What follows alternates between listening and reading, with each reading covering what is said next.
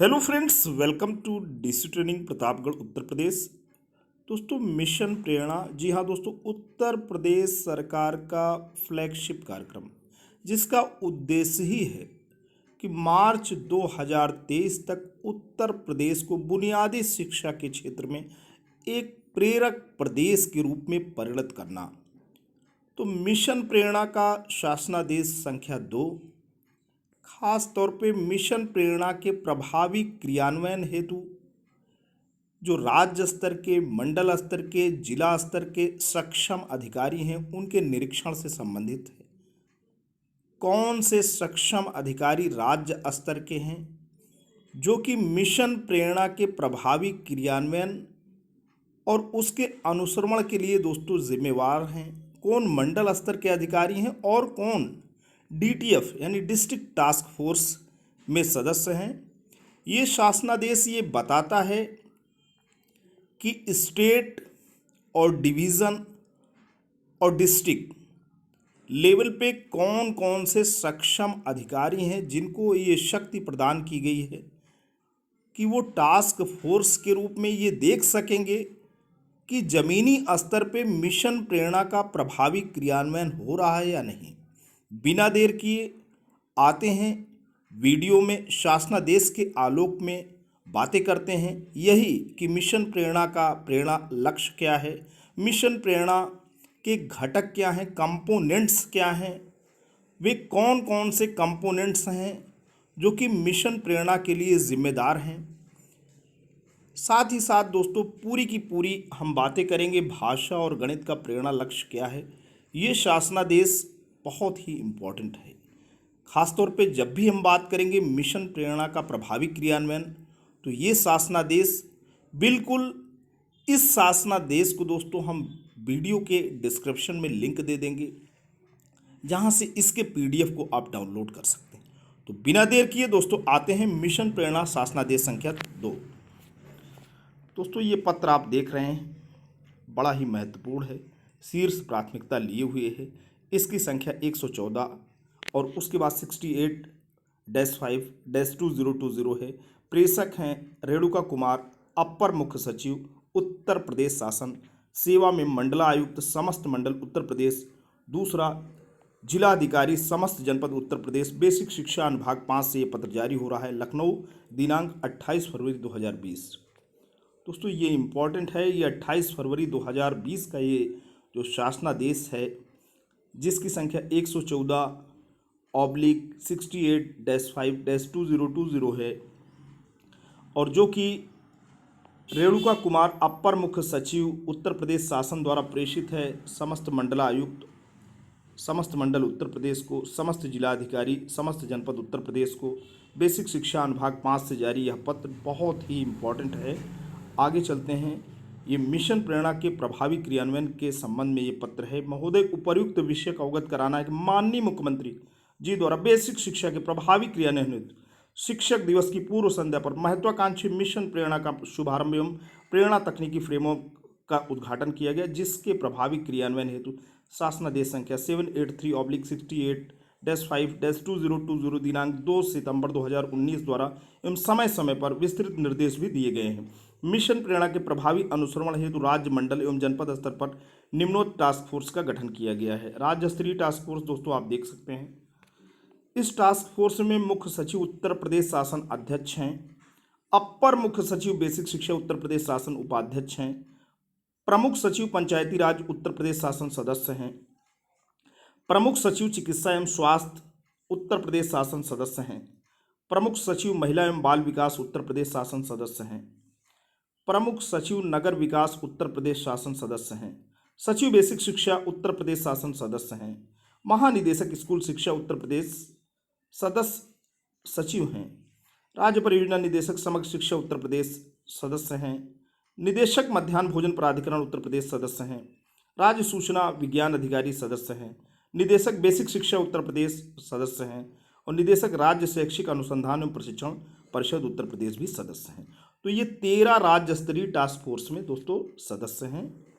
अब आते हैं मंडल स्तरीय जो टास्क फोर्स रहेगी, उसमें मंडलायुक्त अध्यक्ष हैं, अपर निदेशक चिकित्सा एवं स्वास्थ्य सदस्य हैं, संभागीय खाद्य विपणन अधिकारी सदस्य हैं, उप निदेशक पंचायती राज विभाग सदस्य हैं। आगे चलते हैं दोस्तों, चार जो है आपको बता दिए मंडल स्तरीय टास्क फोर्स में।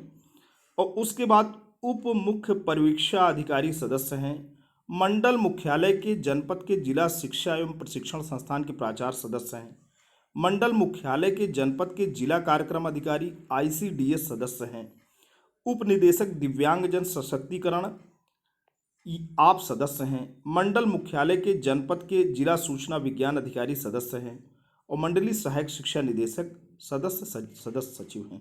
तो मंडल स्तर के 10 अधिकारी हो गए। अब आते हैं जनपद स्तरीय टास्क फोर्स में कितने अधिकारी हैं दोस्तों। इसमें अधिकारी जो हैं वो 15 की संख्या में हैं। जिला अधिकारी अध्यक्ष हैं, मुख्य विकास अधिकारी उपाध्यक्ष हैं, मुख्य चिकित्सा अधिकारी सदस्य हैं, प्राचार्य जिला शिक्षा एवं प्रशिक्षण संस्थान सदस्य हैं, जिला पंचायत राज अधिकारी सदस्य हैं, परियोजना निदेशक डूडा सदस्य हैं, जिला खाद्य विपणन अधिकारी सदस्य हैं, जिला पूर्ति अधिकारी सदस्य हैं, जिला कार्यक्रम अधिकारी ICDS सदस्य हैं, जिला परिवीक्षा अधिकारी सदस्य हैं, जिला समाज कल्याण अधिकारी सदस्य हैं, जिला दिव्यांगजन सशक्तिकरण अधिकारी सदस्य हैं, जिला सूचना विज्ञान अधिकारी सदस्य हैं। आगे चलते हैं दोस्तों, जिला युवा कल्याण अधिकारी भी सदस्य हैं और जिला बेसिक शिक्षा अधिकारी सदस्य सचिव हैं। तो ये 15 जनपद स्तर के अधिकारी हो गए और आपके सामने 10 जो है मंडल स्तर के अधिकारी हो गए और 13 जो है राज्य स्तर के अधिकारी दोस्तों टास्क फोर्स में शामिल हैं। जिला स्तरीय टास्क फोर्स आपके लिए बहुत इंपॉर्टेंट है क्योंकि ये 15 जो सक्षम अधिकारी हैं वो मिशन प्रेरणा के प्रभावी क्रियान्वयन हेतु जनपद स्तर पे पूरी तरीके से अकाउंटेबल हैं। आगे चलते हैं, अनुश्रवण एवं समीक्षा। मिशन प्रेरणा के अंतर्गत निर्धारित लक्ष्यों की संप्राप्ति हेतु निम्नानुसार कार्य निर्धारित किए जाते हैं। अब राज्य स्तरीय टास्क फोर्स क्या काम करेगी।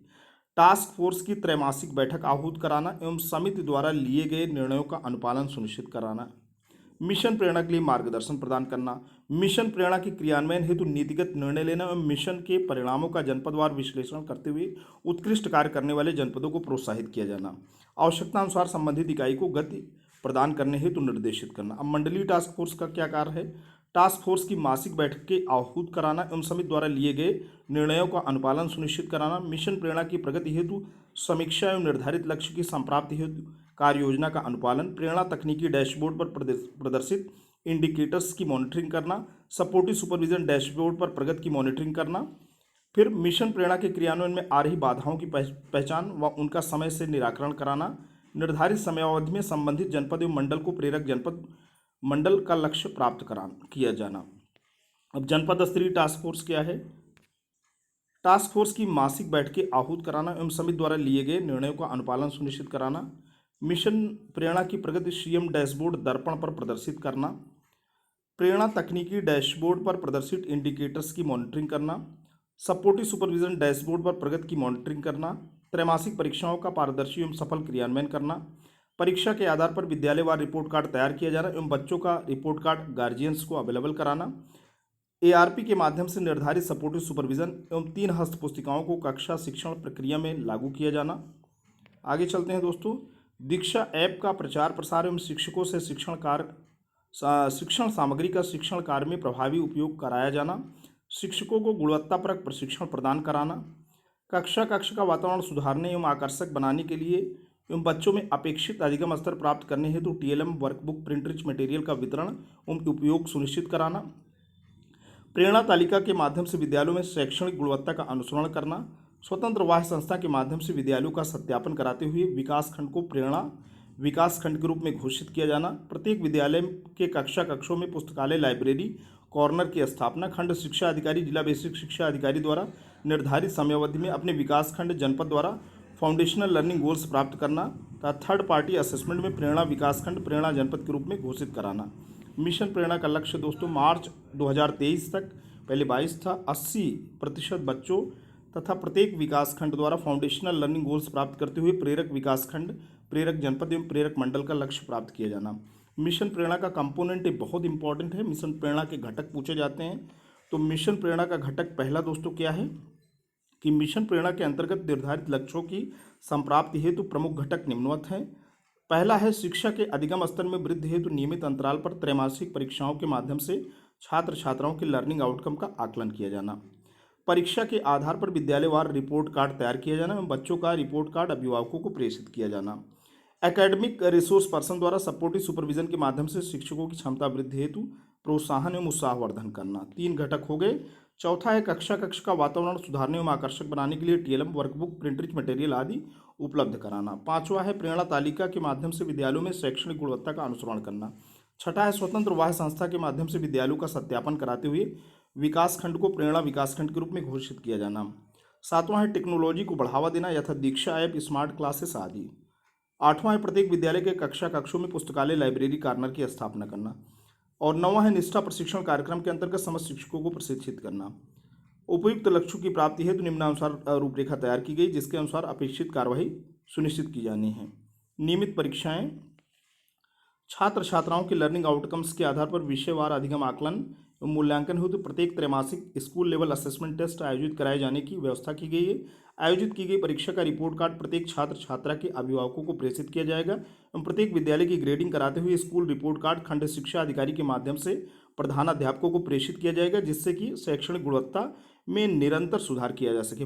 दूसरा, फाउंडेशनल लर्निंग गोल्स का मूल्यांकन। कक्षा 1 से 5 के बच्चों में गणित एवं भाषा में अपेक्षित अधिगम स्तर सुनिश्चित करने के लिए मिशन प्रेरणा हेतु SCRT, यूनिसेफ एवं विशेषज्ञ संस्थाओं के सहयोग से फाउंडेशनल लर्निंग गोल्स निर्धारित किए गए हैं, जो कि संलग्नक 1 के रूप में प्रेषित किए जा रहे हैं। छात्रों का ग्रेडवार मूल्यांकन स्वतंत्र बाह्य एजेंसी के माध्यम से निम्नवत किया जाएगा। भाषा, कक्षा 1 निर्धारित सूची में 5 शब्द सही पहचान लेता हो। कक्षा 2 अनुच्छेद को 20 शब्द प्रति मिनट के प्रवाह से पढ़ लेता हो। कक्षा 3 अनुच्छेद को 30 शब्द प्रति मिनट के प्रवाह से पढ़ लेता हो। और कक्षा 4 छोटे अनुच्छेद को पढ़कर 75% प्रश्नों का सही हल कर पाता हो। कक्षा 5 बड़े अनुच्छेद को पढ़कर 75% प्रश्नों का बच्चा सही हल कर लेता हो। अब गणित का क्या है? गणित में कक्षा 1 में निर्धारित सूची में 5 संख्याएं सही से पहचान लेता हो। कक्षा 2 जोड़ एवं घटाना 1 अंकी का 75% प्रश्नों को सही हल कर पाता हो। कक्षा 3 जोड़ एवं घटाना हासिल के साथ 75% प्रश्नों को सही हल कर पाता है बच्चा। और कक्षा 4 गुणा के 75% प्रश्नों को सही हल कर पाता है और कक्षा 5 भाग के 75% प्रश्नों को सही हल कर पाता है। प्रेरणा तालिका में निर्धारित लक्ष्यों के अनुरूप ग्रेड कॉम्पिटेंसी हासिल किए जाने के उपरांत जिस विकासखंड द्वारा यह अवगत कराया जाएगा कि उनके द्वारा निर्धारित फाउंडेशनल लर्निंग गोल्स को हासिल कर लिया गया है, उस स्थिति में संबंधित विकासखंड का निदेशालय स्तर से चयनित बाह्य संस्था के माध्यम से स्वतंत्र मूल्यांकन थर्ड पार्टी असेसमेंट कराया जाएगा। मूल्यांकन के उपरांत यदि पुष्टि होती है कि संबंधित विकासखंड के बच्चों द्वारा फाउंडेशनल लर्निंग गोल्स हासिल कर लिए गए हैं, तो संबंधित विकासखंड को प्रेरणा विकासखंड के रूप में घोषित कर दिया जाएगा। इस प्रकार जिस जनपद के समस्त विकासखंडों द्वारा स्वतंत्र मूल्यांकन में फाउंडेशनल लर्निंग गोल्स प्राप्त कर लिया जाएगा, उन्हें प्रेरक जनपद एवं क्रमानुसार प्रेरक मंडल घोषित करते हुए प्रेरक राज्य का लक्ष्य प्राप्त कर लिया जाएगा। प्रेरणा तालिका फाउंडेशनल लर्निंग गोल्स को त्रैमासिक लक्ष्य के रूप में विभाजित करते हुए प्रेरणा तालिका में अंकित किया जाएगा, जिसको विद्यालयों की कक्षा में चस्पा किया जाएगा एवं उसका माहवार प्रधानाध्यापक एवं एकेडमिक रिसोर्स पर्सन द्वारा अनुसरण एवं प्रमाणीकरण किया जाएगा। प्रेरणा तालिका पृथक से राज्य परियोजना निदेशक समग्र शिक्षा के माध्यम से समस्त जनपदों को उपलब्ध कराई जाएगी। सपोर्टिव सुपरविजन शासनादेश द्वारा प्रत्येक जनपद के समस्त विकासखंड में 5 एकेडमिक रिसोर्स पर्सन एवं 1 डाइट मेंटर की व्यवस्था सुनिश्चित की गई। तदनुसार ARP द्वारा 30 विद्यालयों का प्रतिमाह सपोर्टिव सुपरविजन किए जाने का लक्ष्य निर्धारित किया गया, जिससे कि कक्ष के वातावरण व शैक्षणिक गुणवत्ता में अपेक्षित सुधार लाया जा सके। इस प्रकार ARP के माध्यम से लगभग 1.5 लाख विद्यालयों का मासिक सपोर्टिव सुपरविजन किया जाएगा। ARP के माध्यम से ही विभाग द्वारा विकसित 3 हस्त पुस्तिकाओं को क्लासरूम प्रैक्टिसेस में लागू किया जाना है। इसके अंतर्गत आधारशिला हस्त पुस्तिका का विकास इस बात को ध्यान में रखकर किया गया है कि प्रारंभिक स्तर पर कक्षा 1 एवं 2 में भाषा एवं गणित विषय को किस प्रकार रोचक गतिविधियों तौर तरीके से पढ़ाया जाए, जिससे कि इन विषयों पर बच्चों की अच्छी समझ बन सके एवं विषय के प्रति रुचि उत्पन्न हो सके, जिसके फलस्वरूप बच्चों में मजबूत आधारशिला निर्मित हो सके। कमजोर बच्चों को शिक्षा की मुख्य धारा से जोड़ने के लिए रेमेडियल टीचिंग मॉड्यूल ध्यानाकर्षण विकसित करके यथाशीघ्र अध्यापकों को प्रेषित किया जा रहा है, जिसमें 18 तकनीकियों का वर्णन है, जिससे कि बच्चों के अधिगम स्तर में अपेक्षित सुधार हो सके। विभिन्न शैक्षणिक पद्धतियों के लिए मैनुअल के रूप में टीचिंग कंपेडियम शिक्षण संग्रह तैयार कर ही शिक्षकों को उपलब्ध कराया जा रहा है, जिससे कि शिक्षण प्रणाली को बेहतर किया जा सके। तीसरा दोस्तों आगे कंपोनेंट निष्ठा प्रशिक्षण है।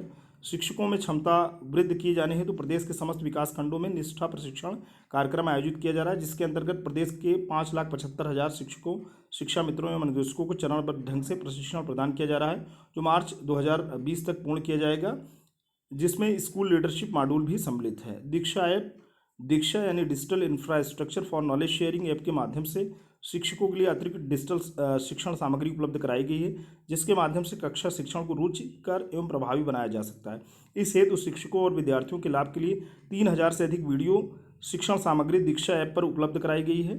दीक्षा ऐप का जनपद स्तर पर व्यापक प्रचार प्रसार कराया जाए तथा समस्त शिक्षकों को उक्त ऐप डाउनलोड करने हेतु प्रेरित किया जाए, जिससे कि शिक्षकों द्वारा ऐप पर उपलब्ध डिजिटल शिक्षण सामग्री का शिक्षण कार्य में प्रभावी उपयोग किया जा सके। पुस्तकालय का प्रयोग बच्चों में पढ़ने के प्रति रुचि विकसित करने के उद्देश्य से सभी विद्यालयों में लाइब्रेरी विद रीडिंग कॉर्नर स्थापित करते हुए पुस्तकालय का उपयोग सुनिश्चित किया जाए।